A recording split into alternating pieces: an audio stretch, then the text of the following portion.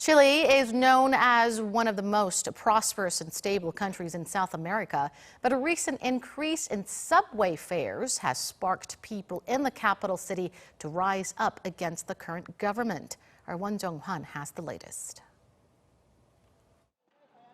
An increase in transport fares had initially led students to burst into subway stations and jump over entrance barriers without paying. But now, protests have turned violent, shaking this usually peaceful country in a way that hasn't been seen in years.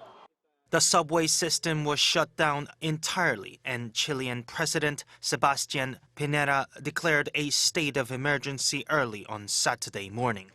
The demonstrations first began on October 7th over recent hikes in subway fares. But even after the president announced that the increase of fares would be cancelled, demonstrators, especially the poor, continued their protest, venting their discontent over inequality and the high cost of living.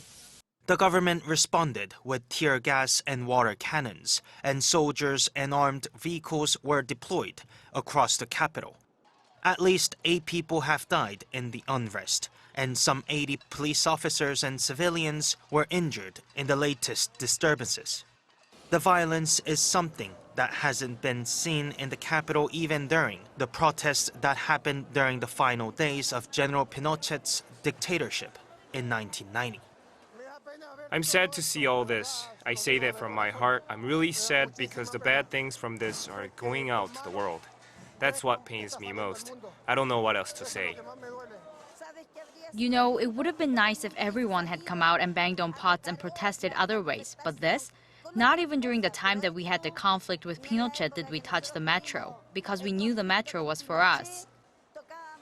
Chaos in the country has affected many everyday aspects of life. Sporting and cultural events were cancelled for the weekend, and schools were shut on Monday and Tuesday. Flights were delayed or cancelled at Santiago's international airport, and hundreds of passengers spent the night sleeping on the floor. South Korea's foreign ministry issued a travel warning for Chile on Monday as protests are escalating into nationwide riots. Jung-hwan, Arirang News.